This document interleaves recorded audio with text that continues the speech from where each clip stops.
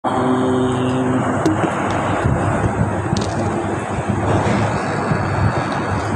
فإنها محرمة عليهم 40 سنة يتيهون في الأرض فلا تأس على القوم الفاسقين صدق الله العظيم।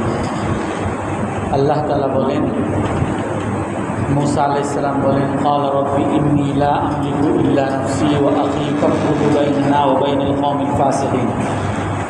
হে আল্লাহ, আমি আমার নিজের এবং আমার ভাইয়ের মালিক, অতএব আমাদের এবং পাপী জাতির মধ্যে আপনি বিচ্ছেদ ঘটিয়ে দেন। আল্লাহ তাআলা তার প্রতি উত্তরে বলেন, ফাইন্নাহা মুহাররামাতুন আলাইহিম 40 সানা। এই বাইতুল মুকাদ্দাস এই বনী ইসরাঈলের জন্য নিষিদ্ধ করা হয়েছে 40 বছর। আর এই 40 বছর ইয়াতিহুনা ফিল আরদ, তারা জমিনে বিচরণ করেছে। ফালা তাকসা আলাল কওমিল ফাসিকিন। অতএব হে মুসা আলাইহিস সালাম, আপনি পাপী জাতির জন্য আফসোস করুন। আমরা গত সপ্তাহেও বলেছিলাম, বাইতুল মুকাদ্দাসে তখন এক স্বৈরাচারী জাতি ছিল, বিরাট শক্তিশালী এবং বিরাট দীর্ঘদেহী এক জাতি ছিল। এই অবস্থায় আল্লাহ তাআলা মুসা আলাইহিস সালামকে এবং তার জাতিকে আদেশ করেন যে তারা যাতে বাইতুল মুকাদ্দাসে প্রবেশ করে। কিন্তু তখন তারা যেহেতু বিরাট দীর্ঘদেহী, অনেক শক্তিশালী, এজন্য মুসা আলাইহিস সালামের জাতি সেই বাইতুল মুকাদ্দাসে ঢুকতে অস্বীকার করে। তো তাদের মধ্যেই দুইজন যারা আল্লাহকে ভয় করত, আল্লাহর কথার উপরে যারা বিশ্বাস রাখত, তারা বলেন যে তোমরা আল্লাহর কথা মানো। আল্লাহ বলছেন বাইতুল মুকাদ্দাসে ঢুকে যাও, আল্লাহ তাআলা তোমাদেরকে বিজয় দেবে। কিন্তু তারা জাগতিকভাবে দেখে যে তারা অনেক শক্তিশালী, তাদের সাথে তারা পারবে না। তো তারা ঢুকতে অস্বীকার করে এবং এক পর্যায়ে গিয়ে মুসা আলাইহিস সালাম এবং আল্লাহর সাথে তিরস্কার করে। তারা বলে, ইন্না লান নাদখুলাহা আবাদাম মা দামু ফিহা, যতক্ষণ পর্যন্ত এই আমালেকা জাতি বাইতুল মুকাদ্দাসে থাকবে আমরা কখনো প্রবেশ করব না। ফাযহাব আনতা ওয়া রাব্বুক ফাকাতিলা, যদি যেতেই হয় হে মুসা, আপনি এবং আপনার পালনকর্তা যান, আপনারা গিয়ে যুদ্ধ করেন। নাউযুবিল্লাহ। তখন এই সময় মুসা আলাইহিস সালাম বলেন, হে আল্লাহ, আমি আমার নিজের একমাত্র ক্ষমতা রাখি, আমার ভাই হারুনের ক্ষমতা রাখি। পাপী জাতির দায় দায়িত্ব আমি নিতে পারব না। অতএব তাদের এবং আমাদের মাঝে আপনি বিচ্ছেদ ঘটিয়ে দেন। তো এই পাপীদের পাপের কারণে, অর্থাৎ তারা আল্লাহর কথা মানেন নাই। আল্লাহ তাআলা বলছেন বাইতুল মুকাদ্দাসে প্রবেশ করতে, সেখানে গিয়ে জিহাদ করতে, কিন্তু তারা ভীত সন্তুষ্ট হয়ে তারা ভয়ে আল্লাহর কথা মানেন নাই। আল্লাহ তাআলা তাদের উপর আযাব নাযিল করছেন। আমরা এখন রাসূলুল্লাহ সাল্লাল্লাহু আলাইহি সাল্লামের উম্মত, আমরা এরকম অনেক কথা আল্লাহর মানি না। কিন্তু আগের যুগের নবীগণের কোনো উম্মত যদি আল্লাহর কথা না মানতেন, তো আল্লাহ তাআলা তাদেরকে দুনিয়াতেই আযাব দিয়ে দিতেন। আর রাসূলুল্লাহ সাল্লাল্লাহু আলাইহি সাল্লামের দোয়ার কারণে আল্লাহ তাআলা ওই সকল আযাব, যেই সকল আযাব দ্বারা আগের যুগের উম্মতদেরকে ধ্বংস করে দিতেন, এই সকল আযাব থেকে আল্লাহ তাআলা আমাদেরকে রক্ষা করছেন। কারণ রাসূলুল্লাহ সাল্লাল্লাহু আলাইহি সাল্লাম আমাদের জন্য দোয়া করছেন। তো মুসা আলাইহিস সালামের জাতির জন্য আল্লাহ তাআলা আযাব পাঠান। কি আযাব? ফাইন্নাহা মুহাররামাতুন আলাইহিম 40 সানা।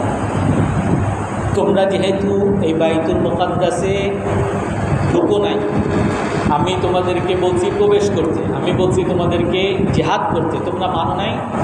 অতএব তোমাদের জন্য আমার আযাব, এই বাইতুল মুকাদ্দাস তোমাদের জন্য নিষিদ্ধ।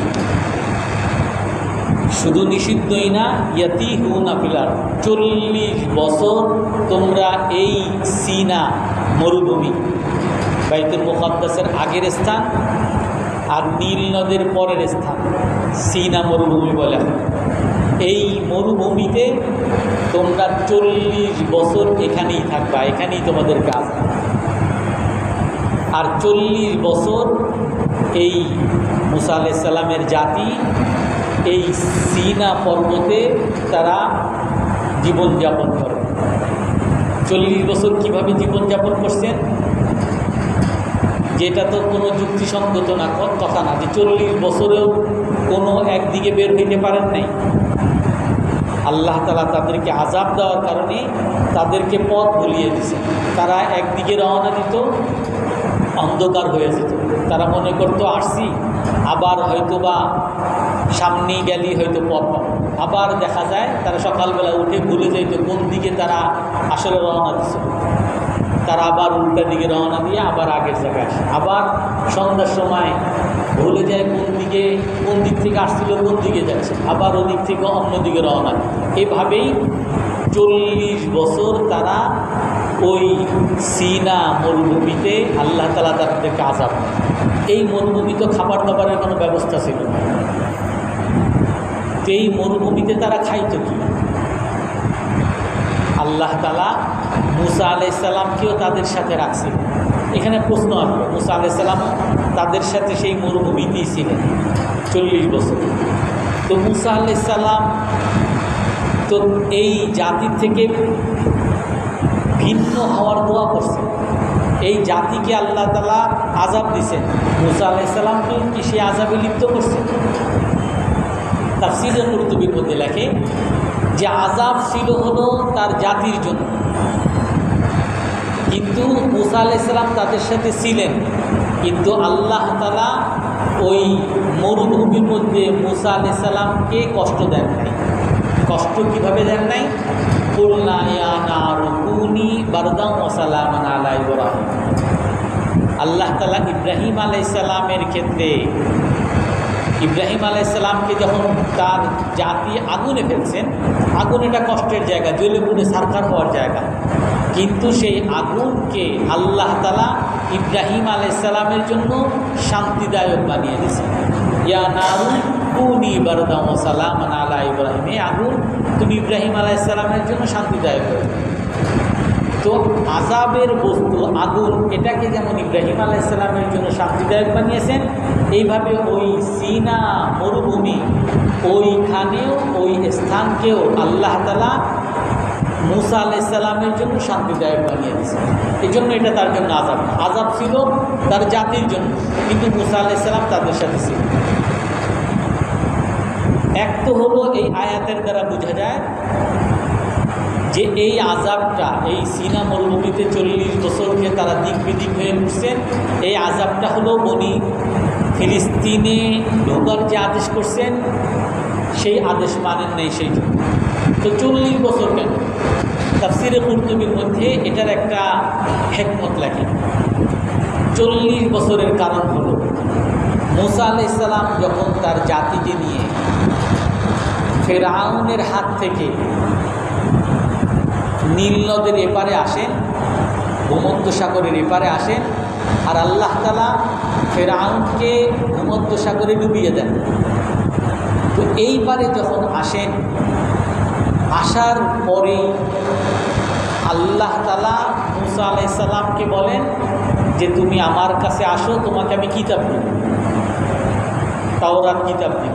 কোরআনের কারীমের আরেক জায়গা আছে, ওয়া'আদনা মুসা 30 লাইলাতান ওয়া আতমামনাহা বি'আশারিন ফাতাম্মা মিকাতু রাব্বিহি 40 লাইলা। মুসা আলাইহিস সালামকে বলেন যে আপনি তুর পর্বতে আসেন, আপনি আমার বিশেষ ইবাদতে থাকেন, আমি আপনাকে কিতাব দেব। তো মুসা আলাইহিস সালাম তার জাতিকে বলেন আল্লাহর কাছ থেকে আমি কিতাব আনতে যাচ্ছি।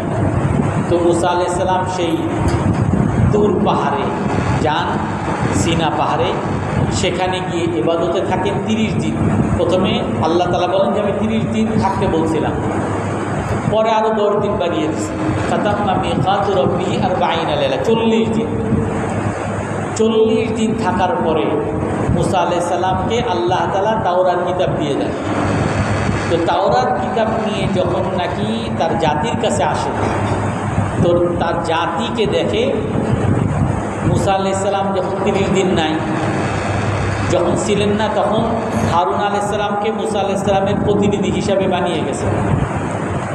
40 দিন যখন পার হয়ে গেছে তারপরও আসেন না, তখন ওই জাতির মধ্যেই একজন বিভ্রান্ত ফিতনাবাজ, একজন পাপী সামিরি, সে তাদেরকে বিভ্রান্ত করার জন্য, পথ ভ্রষ্ট করার জন্য একটা ফোন দিয়ে আসছে। তারাও তখন বলা শুরু করছে, আরে মুসা আলাইহিস সালাম না আমাদেরকে 10 দিনের জন্য গেল, উনি মনে হয় আল্লাহর পথ ভুলে গেছেন, আল্লাহরে খুঁজে পান নাই, উনি আমাদেরকে রেখে উনি কোথায় চলে গেছেন। আসলে আল্লাহ তাআলা এখানেই আছে, আল্লাহ তাআলাকে খুঁজে পান নাই, উনি রাস্তায় রাস্তায় ঘুরতেছে, আল্লাহ তাআলা তো আসলে এখানে। বলে কি বলো আল্লাহ এখানে? বলে হ্যাঁ। তো সামিরি করলো কি, ওই সামিরি সে যখন তার আগে মুসা আলাইহিস সালামের কাছে জিবরাইল আলাইহিস সালাম আসছিলেন, যখন ফেরাউনকে আল্লাহ তাআলা ডুবিয়ে দেন সেই সময় জিবরাইল আলাইহিস সালাম আসছিলেন। তো জিবরাইল আলাইহিস সালাম যখন মুসা আলাইহিস সালামের কাছে আসেন, তখন একটা জিনিস সামিরি লক্ষ্য করছে, অন্যরা লক্ষ্য করেনি। কোরআনের মধ্যে আসছে, বাসুলতু বিমা লাম ইয়াবসুরু বিহি ফাকাবাতু কাবতাম মিন আতারি রাসূলি ফানাবাযতুহা ওয়া কাযালিকা সাওয়ালাত লিনাফসি। জিবরাইল আলাইহিস সালাম যখন আসেন, উনি যেই ঘোড়ায় করে আসেন, ওই ঘোড়া যেইখানেই পাড়া দেয়, ওই মরুভূমির মধ্যে ওই মাটিটা, ওই মরুভূমির ওই মাটি, মৃত মাটি, এটা সাথে সাথে জীবিত হয়ে যায়, অর্থাৎ সেখানে ঘাস উঠে যায়, যেখানেই পাড়া দিয়েছেন ওখানেই ঘাস উঠে যায়, অর্থাৎ মৃত মাটি জীবিত হয়ে যায়।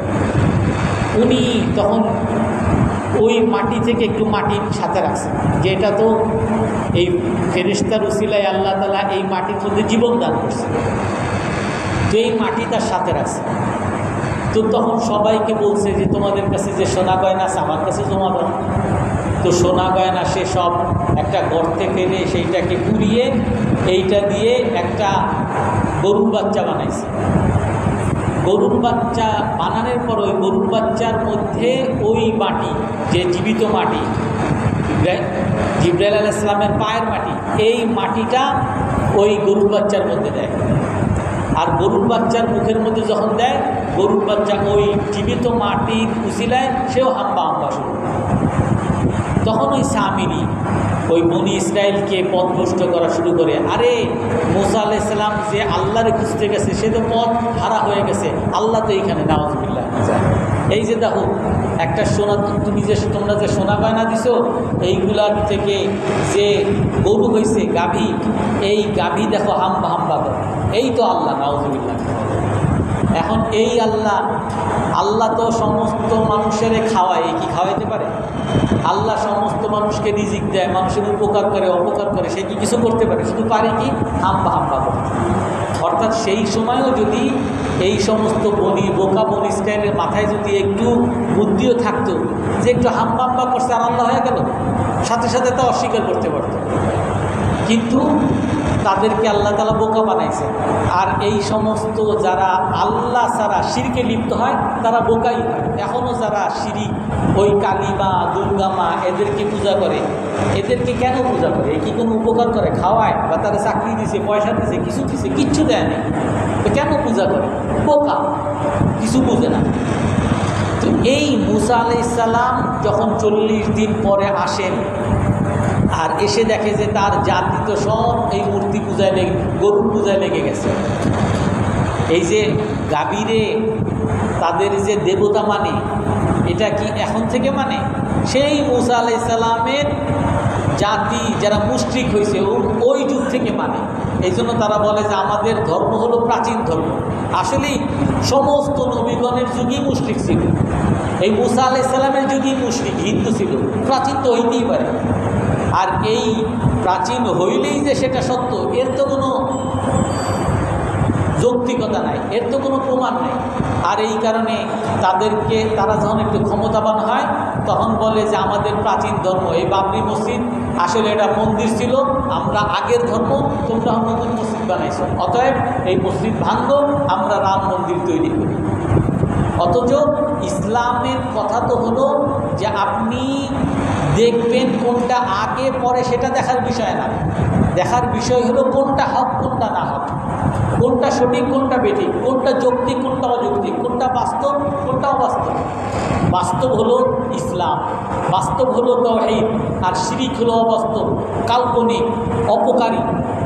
এই জন্য ওই মুসা আলাইহিস সালাম ওই সময় যখন উনি ফিরে আসেন আর দেখেন তার জাতি শিরকে লিপ্ত হয়ে গেছে, তখন মুসা আলাইহিস সালাম তাদেরকে তার বিশেষ করে প্রথমে এসেই তার ভাইকে ধরছে, ইয়াবনা উম্মালা তাকুল বিলাহিয়াতি, দাড়ি ধরছে, আরে তুমি তাদেরকে কেন বাধা দাওনি? তখন তার ভাই বলে হারুন আলাইহিস সালাম যে ভাই তুমি আমার দাড়ি ধরো না, রাগ হয়ে গেছে, মুসা আলাইহিস সালাম রাগ হয়ে গেছে যে তুমি আমার দাড়ি ধরে টানাটানি করো না। ও ভাই, আমি তাদেরকে বাধা যদি দিতাম আমার এই তুমি যাদেরকে রেখে গেছিলা তাদের মধ্যে 2 ভাগ হয়ে যেত, তখন তুমি আমাকে বলতা যে তোমাকে আমি এক জাতি দিয়ে গেছি, তুমি তার মধ্যে বিভক্ত কেন করছো? তখন মুসা আলাইহিস সালাম ওই সামিরিকে গিয়ে ধরছেন যে কেন তুমি এগুলো করলা? বলে যে আমি এরকম জিবরাইল আলাইহিস সালামের পা থেকে ওই মৃত জীবিত মাটি পাইছি, ওখান থেকে আমি এইটা করছি। তখন মুসা আলাইহিস সালাম সেটাকে জ্বালিয়ে দেন, পুড়িয়ে দেন, সাৎখার করে দেন, তখন সবাই আবার ইসলামে ফিরে আসে, তাওহীদে ফিরে আসে। আর সামিরিকে আল্লাহ তাআলা তখনই আযাব দিয়ে দেন। মুসা আলাইহিস সালাম তাকে বলে দেন ফাযহাব আনতা কুলা লা মিসাস ওয়া ইন্না লাকা মাউইদান লান তুখলাফা লানুহাররিকান্নাহু সুম্মা লানানসিফান্নাহু বিল ইয়ামিন। কোরআনের মধ্যে ঘটনা আছে, আল্লাহ তাআলা বলেন হে সামিরি, তোমার জন্য আল্লাহর আযাব হইল তোমার ধারে কাছে কেউ যাইতে পারবে না। তোমার যদি কেউ মুসাফা করে তোমার শরীরের মধ্যে জ্বালা করা শুরু হবে, আগুন লেগে যাবে, তোমারে কেউ ধরতেও পারবে না, তোমার ধারে কাছেও যাইতে পারবে না। তোমার ধারে কাছে যে যাবে, যাওয়ার সাথে সাথে তোমার শরীরের মধ্যে জ্বালা পড়া শুরু হবে, তুমি বলবা যে আমার ধারে কাছে এসে।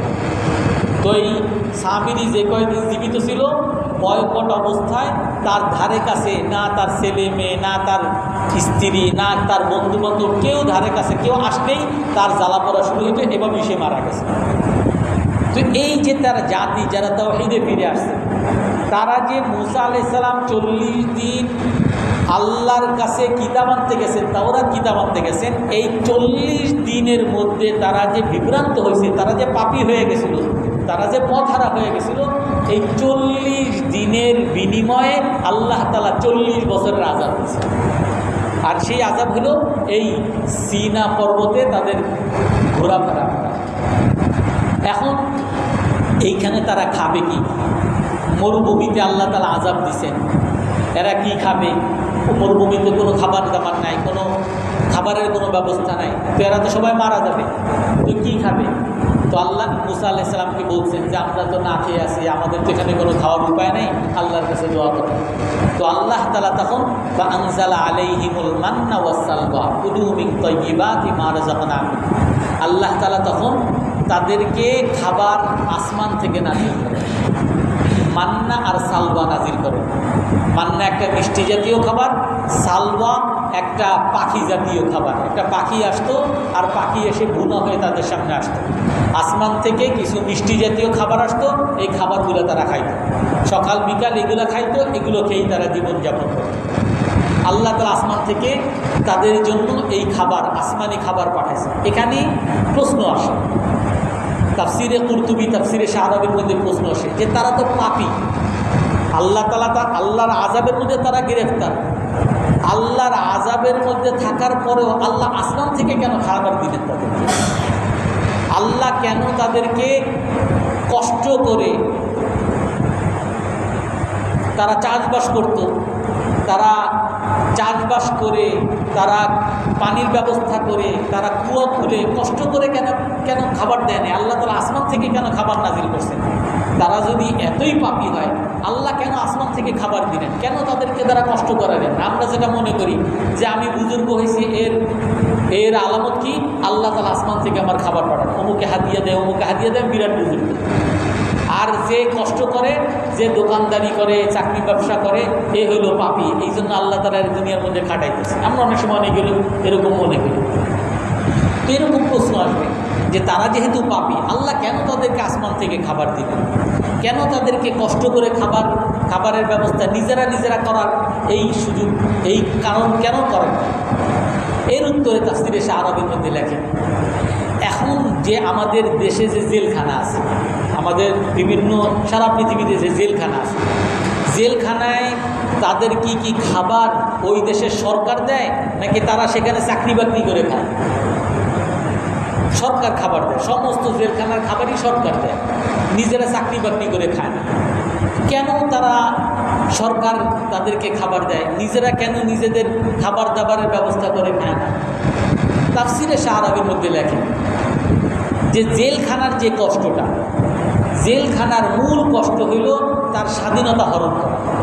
সে বাইরে ঘুরত, তার সকলের সাথে দেখা করত, সে যেখানে ইচ্ছা সেখানে যাইতে পারত, সে সব কিছু করতে পারত। জেলখানার কষ্ট হইল যে তাকে একটা রুমের মধ্যে আটকিয়ে রাখা, তাকে একটা নির্দিষ্ট এলাকার মধ্যে তাকে আটকিয়ে রাখা, এখান থেকে সে আর বাইরে যাইতে পারে। এইটা হলো তার মূল কষ্ট। আর জেলখানার কষ্ট হলো এইটাই, স্বাধীনতা হরণের কষ্ট। আর জেলখানার আর একটা বড় কষ্ট হলো যে একা একা নিঃসঙ্গ, 24 ঘন্টা কোনো কাম নাই, কাজ নাই, কোনো কিছু নাই, সারাদিন সেখানে তার একটা রুমের মধ্যে তাকে থাকতে হয়, না কারোর সাথে দেখা করতে পারে, না কারোর সাথে কথা বলতে পারে। এটাই হলো সবচেয়ে বড় কষ্ট। আর এইটাই হলো জেলখানার কষ্ট। এরকম জেলখানার যদি হিসাব করেন, আমাদের অনেকে দোকানদারি করে, সকালে দোকানে ঢুকে রাত 12টার সময় দোকান থেকে বের হয়, সকালে অফিসে ব্যাংকে চাকরিতে ঢুকে রাত 10টার সময় ব্যাংকের থেকে এসেই সে আবার বাসায় এসে ঘুমায়। অর্থাৎ জেলখানা আর এই চাকরি, এই দোকানদারির মধ্যে কিন্তু কোনো পার্থক্য নেই। কিন্তু তারপরও এই দোকানদার, এই চাকরি যারা করে, তারা কিন্তু কেউ বলে না যে আমি কষ্টে আছি, বা কেউ বলে না আমি জেলখানায় আছি, তারা আরামে আছে। কেন? তার স্বাধীনতা আছে। আর জেলখানার সমস্যা হইল শুধু তার স্বাধীনতা নেই, এতটুকু। তো আল্লাহ তাআলা এই বনি ইসরাইলকে, এই মূসা আলাইহিস সালামের জাতিকে ওই তিহের মধ্যে, ওই সিনা পর্বতের, সিনা যে মরুভূমির মধ্যে, এখানে যদি আল্লাহ তাআলা তাদেরকে চাষবাস করে খাবারের ব্যবস্থা যদি করতে বলতেন, তাহলে তারা সেখানে সকালে নেমে সবাই চাষবাস শুরু করত। তারপরে সেখান থেকে চাষবাস করছে, সেখান থেকে খাবার পাবে। কৃষকের সবচেয়ে আনন্দ হলো সে চাষ করতে অনেক কষ্ট হয়, কিন্তু সে যখন তার গাছের মধ্যে ফল দেখে, তার আনন্দের কোনো সীমা নেই। সে অনেক খুশি, অনেক ফুর্তি যে আমি কষ্টের পরে ফল পাইছি। সে কূপ খনন করছে, কূপ খনন করার পরে, কূপ খনন করতে অনেক কষ্ট, কিন্তু তারপর সে যখন পানি পায়, তার খুশির কোনো শেষ নেই। তো এটাও একটা মানুষের আনন্দ দেওয়ার বিষয়। এই জন্য এই বনি ইসরাইলকে, মূসা আলাইহিস সালামের জাতিকে আল্লাহ তাআলা এই সকল কাজগুলো দেন নাই।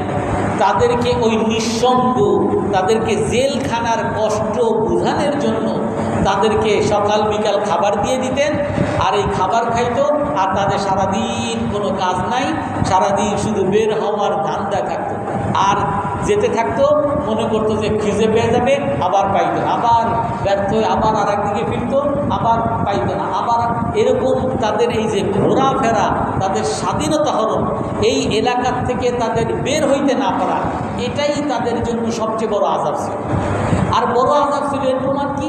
এর প্রমাণ হলো এই সকল মানুষরাই, এই যে মূসা আলাইহিস সালামের জাতি, যাদেরকে আল্লাহ তাআলা আসমান থেকে খাবার পাঠাইতেছেন, সকাল বিকাল পাখি পাঠাইতেছেন, মিষ্টি পাঠাইতেছেন, এরা এই সকল খাবার খাওয়ার যে আমি তো ফিরি খাইতেছি, ফিরি খাইতেছি আর ঘুমাইতেছি, আমার তো কোনো কাজ নেই, সে তো আরামে থাকার কথা ছিল, তার তো দুঃখ থাকার কথা ছিল না। কিন্তু এদের দুঃখ কি? তারা আল্লাহর কাছে বলা শুরু করছে, তুমি মূসা লান নাসবিরা আলা তাআমিন ওয়াহিদিন ফাদউ লানা রাব্বাকা ইখরিজ লানা মিম্মা তুনবিতুল আরদু মিন বাকলিহা। ও আল্লাহ, আল্লাহ তাআলা কোরআনের মধ্যে বলেন, তো তারা বলা শুরু করছে যে হে মূসা আলাইহিস সালাম, এই এক খাবার, ওই যে এক ডাইল, জেলখানার এক রুটি আর এক ডাইল, এই লাউ আর কদু আর এই ডাল আর রুটি আর কয়দিন খাবো? এই একই ধরনের খাবার আর কয়দিন খাবো? এই পান্না সালোয়ার কয়দিন খাবো? এটা আমাদের ভাল লাগে না। নাসবির আলা তাআমি ওয়াহিদিন, এই মিষ্টি আর এই মান্না সালওয়া এগুলো আমাদের ভাল লাগে না, তুমি আপনি একটু আল্লাহর কাছে দোয়া করেন, ফাদউ লানা, আল্লাহর কাছে দোয়া করেন আল্লাহ যাতে আমাদেরকে এখানে চাষ করার সুযোগ দেন, ফাদউ লানা, আমরা যাতে এইখানে কি বলে পেঁয়াজ চাষ করতে পারি, রসুন চাষ করতে পারি, বিভিন্ন ফল ফলাদি চাষ করতে পারি, আর এইগুলো চাষবাস করে বিভিন্ন রকমের খাবার যাতে আমরা খেতে পারি, আপনি আল্লাহর কাছে এই দোয়া করেন। অর্থাৎ তারা ওই তিহের মধ্যে ওই সায়না পর্বতে যে এতদিন ছিল, তাদেরকে যে খাবার আল্লাহ তা আসমান থেকে পাঠাইছেন, এটা তাদের জন্য রহমত না, এটা তাদের জন্য রহমত, এটা রহমত না, এটা তাদের জন্য আযাব। এখন এখানে আবার প্রশ্ন আসবে যে মূসা আলাইহিস সালাম এদের সাথে কি পুরো সময় ছিলেন কিনা। এর মধ্যে ঘটনা আসছে যেটা বুখারী শরীফের মধ্যে হাদিসের মধ্যে আসছে, গাজা নাবিয়্যুম মিনাল আম্বিয়া, একটা সময় আল্লাহর এক নবী এই বাইতুল মুকাদ্দাসে যুদ্ধ করতে যান। যুদ্ধ করতে করতে আসরের সময় হয়ে যায়। আসরের সময় হওয়ার পরে যুদ্ধ করতে করতে সন্ধ্যা হয়ে যাচ্ছে, সূর্য ডুবে যাচ্ছে। পরের দিনই আবার শনিবার আবার যুদ্ধ করার অনুমতি নাই। তখন ওই নবী, এটা বুখারী শরীফের বর্ণনা, ওই নবী সে তখন ওই সূর্যকে লক্ষ্য করে বলে, ইন্নাকি মা'মুরা, হে সূর্য তুমিও আল্লাহর বান্দা, আল্লাহ যা বলে তাই তোমাকে শুনতে হবে। ও আনা মা'মুরা, আমিও আল্লাহর পক্ষ থেকে নির্দেশিত, আল্লাহ তাআলা আমাকে যা বলে তা আমাকে মানতে হবে। অতএব হে আল্লাহ, আল্লাহুম্মা, হে আল্লাহ, আপনি এই সূর্যকে আটকে দেন, সূর্যকে ডুবতে দিয়েন না, কারণ সূর্য যদি ডুবে যায় তাহলে রাত হয়ে যাবে, শনিবার শুরু হয়ে যাবে, আর শনিবারে আমাদের যুদ্ধ করা নিষেধ। আর আমরা যদি আজকে যুদ্ধ করে এই বাইতুল মুকাদ্দাস ফিলিস্তিন যদি বিজয় করতে না পারি, তাহলে এই বিরাট জাতি, সন্ত্রাসী জাতি, এদের কারণে আমরা আর এই ফিলিস্তিন জয় করতে পারবো না। এই জন্য আল্লাহর কাছে দোয়া করছেন, হে আল্লাহ আপনি সূর্য আটকে দেন। তো আল্লাহ তাআলা সূর্য আটকে দেন, আর সূর্য আটকে দেওয়ার কারণে তখন সেই নবী যুদ্ধ করতে করতে তখন আল্লাহ তাআলা ওই নবীর হাতে তখন সেই বাইতুল মুকাদ্দাসের বিজয় দান করেন। তারপর আর কিছু ঘটনা আছে, ওইটা আমি এখন না বলি। এখন এই বাইতুল মুকাদ্দাসের বিজয় দান করেন, এটা কোন নবী? এখানে মূসা আলাইহিস সালামের কথা বলেন না, কিন্তু মূসা আলাইহিস সালাম কি তখন ছিলেন না? সহিহ তাফসীরে কুরতুবীর মধ্যে আসছে যে মূসা আলাইহিস সালাম তখনও ছিলেন। আর এর দলিল হলো, মূসা আলাইহিস সালাম যখন সেই বাইতুল মুকাদ্দাসে যুদ্ধ করতে যান, তখন সেই বাইতুল মুকাদ্দাস ফিলিস্তিনের মধ্যে এক বড় বুজুর্গ ছিল, বালাম বিন বাউরা, বড় বুজুর্গ, আল্লাহ তাআলা তার সকল দোয়া কবুল করতেন।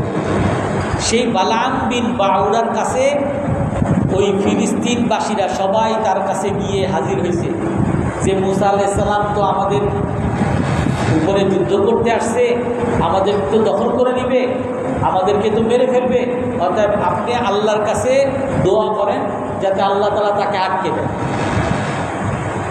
তো বালাম বিন বাউরার ঘটনা আছে, আমি এত লম্বা বলতেছিলাম। বালাম বিন বাউরা এক পর্যায়ে গিয়ে সে মূসা আলাইহিস সালামের জন্য বদদোয়া করেন যে হে আল্লাহ আপনি তাকে পরাজিত করেন, আপনি এই ফিলিস্তিনবাসীকে বিজয় দান করেন। আর ওনার দোয়া আল্লাহ তাআলা কবুল করতেন। কিন্তু যেহেতু উনি মূসা আলাইহিস সালাম নবীর বিরুদ্ধে দোয়া করছেন, তো তার মানে তখনই সে পাপী হয়ে গেছে, তখনই সে কাফের হয়ে গেছে। ওই সময় আল্লাহ তাআলা ওই বালাম বিন বাউরার দোয়াকে আর আল্লাহ তাআলা কবুল করেন। তো এই ঘটনাও কোরআনের মধ্যেও আসছে এবং হাদিসের মধ্যেও আসছে। এর দ্বারা বোঝা যায় যে মূসা আলাইহিস সালাম ওই বাইতুল মুকাদ্দাস যে ফিলিস্তিন বিজয়ের সময় ছিলেন, কিন্তু ওই হাদিসের মধ্যে যে আছে অন্য এক নবী গেছেন ইউশা ইবনে নূন, উনি গিয়ে যে ফিলিস্তিন বিজয় করছেন, এর অর্থ কি? এর অর্থ হলো মূসা আলাইহিস সালাম ছিলেন, কিন্তু হয়তো বা পিছনে ছিলেন, সামনে পাঠাইছেন ওই ইউশা ইবনে নূন, মূসা আলাইহিস সালামের সঙ্গী আর এক নবীকে পাঠাইছেন। আরও একটা দলিল, মূসা আলাইহিস সালাম, রাসূল সাল্লাল্লাহু আলাইহি সাল্লাম সাহাবাদেরকে বলেন যে মূসা আলাইহিস সালামের কবর হলো বাইতুল মুকাদ্দাসে ফিলিস্তিনে, লাউরিতুকুম কবরাহা। সাহাবাদেরকে বুখারী শরীফ, মুসলিম শরীফের হাদিস বলেন যে মুসা আলাইহিস সালামের কবর বাইতুল মুকাদ্দাসের রাস্তার মধ্যে আসছে। কারণ মুসা আলাইহিস সালামের কাছে আল্লাহ তাআলা আজরাইল আলাইহিস সালামকে পাঠাইছেন যে আপনার জান কবজ করব। অন্য হাদিস, এটা বুখারী মুসলিমের আর একটা হাদিস, জান কবজ করতে আসছে মুসা আলাইহিস সালামের। তো মুসা আলাইহিস সালাম ওই আজরাইল আলাইহিস সালামকে দিছে এক থাপ্পড়, আর ওই থাপ্পড়ের কারণে তার চোখ অন্ধ হয়ে গেছে। তো আজরাইল আলাইহিস সালাম আল্লাহর কাছে আবার গেছেন, হে আল্লাহ, ইন্নাকা আরসালতানি ইলা আবদিন লা ইউরিদুল মউত, আপনি এমন বান্দার কাছে আমার পাঠাইছেন যে তো মরতে চায় না। তো আল্লাহ তাআলা তার চোখকে আবার ঠিক করে দিয়েছেন, আজরাইল আলাইহিস সালামের চোখকে ঠিক করে দিয়েছেন। তারপরে আজরাইল আলাইহিস সালামকে পাঠান, আর পাঠিয়ে গিয়ে বলেন যে তুমি গিয়ে বলো যে আপনি আপনার হাতকে ইয়াদাহু ইলা সাউরিন, ওই নবী যেন তার হাতকে ষাঁড়ের উপরে হাত রাখে, এই ষাঁড়ের গায়ে যতগুলো পশম আছে এতগুলো পশম পরিমাণ আল্লাহ তাআলা তার হায়াত বাড়িয়ে, অর্থাৎ কয়েক লক্ষ বছর হায়াত দিয়ে দিবেন। তো জিবরাইল আলাইহিস সালাম, আজরাইল আলাইহিস সালাম, মালাকুল মউত মুসা আলাইহিস সালামের কাছে গিয়ে বলেন যে আল্লাহ তাআলা বলছেন আপনি যেহেতু মারা যাইতে চান না, তো আপনার হাত রাখেন ষাঁড়ের উপরে, এই ষাঁড়ের যতগুলো পশম আছে এই পরিমাণ বয়স, এই পরিমাণ বছর আল্লাহ তাআলা আপনার হায়াত বাড়িয়ে দেবেন। তখন মুসা আলাইহিস সালাম বলেন সুম্মা মাজা, এই এত লক্ষ বছর আমি হায়াত পাওয়ার পরে তারপরে কি হবে? বলে তারপরে তো মৃত্যুই হবে, তারপরে তো মারা যাইতেই হবে, একটা সময় তো মরতেই হবে।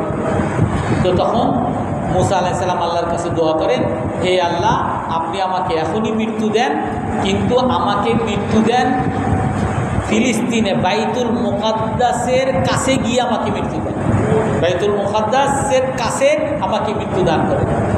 তো এই হাদিসের শেষে রাসূল সাল্লাল্লাহু আলাইহি ওয়াসাল্লাম বলেন যে তখন আল্লাহ তাআলা তাকে বাইতুল মুকাদ্দাসের কাছে গিয়ে মৃত্যু দান করেন, তোমরা যদি চাও আমার সাথে চলো, আমি তোমাদেরকে লাউরিতুকুম কবরাহা, মুসা আলাইহিস সালামের কবর কোনটা সেইটা তোমাদেরকে দেখিয়ে দিই, ইনদা কাসিবিল আহমার, লাল একটা গম্বুজের পাশে তার কবর আমি তোমাদেরকে দেখিয়ে দিই। সহিহ হাদিস। কিন্তু বাস্তবে এখন মুসা আলাইহিস সালামের কবর কোনটা কেউ জানে না। তো কেন জানেন না, এটাকে কেন গোপন রাখা হয়েছে? যে তাফসীরের কিতাবের মধ্যে আসছে যে ইহুদিরা যে জাতি, মুসা আলাইহিস সালামের কবর যদি কোনটা এটা জানতে পারতো তাহলে তার কবরকে পূজার স্থান বানিয়ে ফেলত, এই জন্য আল্লাহ তাআলা সেটাকে গোপন রাখছে। এই হাদিসের মধ্যে যেটা বললাম, জিবরাইল আলাইহিস সালামকে আজরাইল আলাইহিস সালামকে থাপ্পড় মারছে, এখানে একটা প্রশ্ন আসে যে মুসা আলাইহিস সালাম রাগী মানুষ, কিন্তু উনি তো আল্লাহর নবী, উনি তো কোনো মানুষের সাথে বেয়াদবি বা মানুষের সাথে অভদ্রতা, খারাপ কাজ এগুলো তো নবী হিসেবে করতে পারে। ওনার কাছে আসছেন আল্লাহরই আদেশ পালন করতে, জান কবজ করতে, কেন ওনাকে থাপ্পড় মারলেন? এটা তো বেয়াদবি, এটা তো অভদ্রতা। এই তাফসীরের মধ্যে বিভিন্ন কথাবার্তা আসছে, কিন্তু সহিহ তাফসীর যেটা, তাফসীরে কুরতুবীর মধ্যে সহিহ তাফসীর সেটা হলো যে আল্লাহ তাআলা সকল নবীদেরকে বলছেন, এমনকি রাসূল সাল্লাল্লাহু আলাইহি ওয়াসাল্লাম আমাদেরকে হাদিসে বলে গেছেন, কোন নবীকে আল্লাহ তাআলা সরাসরি মৃত্যু দেওয়ার ক্ষমতা আজরাইল আলাইহিস সালামকে দেন নাই। কোন নবীকে যদি জান কবজ করতে যান, আজরাইল আলাইহিস সালামের উপরে দায়িত্ব হলো ওই নবীর কাছে গিয়ে বলবেন যে আপনি কি এখন মারা যেতে চান নাকি আপনি আরও কিছুদিন বাঁচতে চান। এটা হলো সকল নবীদের সাথে একজন ফেরেশতা আজরাইল আলাইহিস সালামের আদব। তো এই আদব মুসা আলাইহিস সালামের সাথে রক্ষা করেন। মুসা আলাইহিস সালামের সাথে গিয়ে বলছেন আমি আপনার জান কবজ করতে আসছি, সাথে সাথে তারা থাপ্পড় মারছে যে তুমি আমার সাথে বেয়াদবি করছো, আমি আল্লাহর নবী, তোমারে আল্লাহ তাআলা যে এইরকম আদেশ দিয়ে পাঠাইছেন যে আমাকে তুমি এসে আদবের সাথে বলবা যে আপনাকে আল্লাহ তাআলা আপনার কাছে পাঠাইছে, আপনি কি এখন মারা যেতে চান নাকি আপনি আরও কিছুদিন বাঁচতে চান, এইভাবে বলবেন। এইভাবে বলো নাই, এই জন্য মুসা আলাইহিস সালাম তাকে আদব শিখাইছেন। আর একজন নবী সকল মানুষের অভিভাবক, সকল ফেরেশতাদের অভিভাবক। একজন নবী তার উম্মতকে, একজন শিক্ষক যেমন তার ছাত্রকে থাপ্পড় মেরে তাকে শিখানো এটা তার অধিকার আছে, এমনিভাবে নবীর অধিকার আছে একজন ফেরেশতা তার ছাত্র তাকেও থাপ্পড় মেরে শিখানো, তো থাপ্পড় মেরে তাকে শিখেছে। এই জন্য মুসা আলাইহিস সালাম যে তাকে থাপ্পড় মারছেন এটা কোনো দোষের কিছু না, একটা আদব শিখাইছে। তারপরে মুসা আলাইহিস সালাম এই দলিলের দ্বারাও, এই ঘটনার দ্বারাও বোঝা যায় যে মুসা আলাইহিস সালাম ওই সময় ছিলেন, পিহের সময় ছিলেন।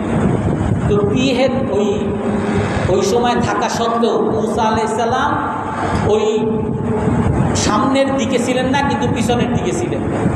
এইখানে আরেকটা ঘটনা আছে, এই ঘটনা বলে শেষ করি। মুসা আলাইহিস সালামের যুগে, মুসা আলাইহিস সালামের সময় জীবিত থাকা অবস্থায় তার ভাই হারুন আলাইহিস সালাম ইন্তেকাল করেন। মুসা আলাইহিস সালাম এক জায়গায় আলাদা নিয়ে গেছিলেন, সেখানে ইন্তেকাল করেন। তার জাতি মুসা আলাইহিস সালামকে বলা শুরু করে, হে মুসা, আপনি আপনার ভাই হারুনকে হত্যা করছেন, অপবাদ দেয়। কেন? কারণ হারুন আলাইহিস সালামকে সবাই ভালোবাসত, যে উনি আমাদের কাছে প্রিয় মানুষ, আমাদের কাছে বেশি প্রিয় দেখে আপনার হিংসা লাগছে, আপনি তারা হত্যা করছেন। তার জাতি তার বিরুদ্ধে লাগছে। এখন কি করবে?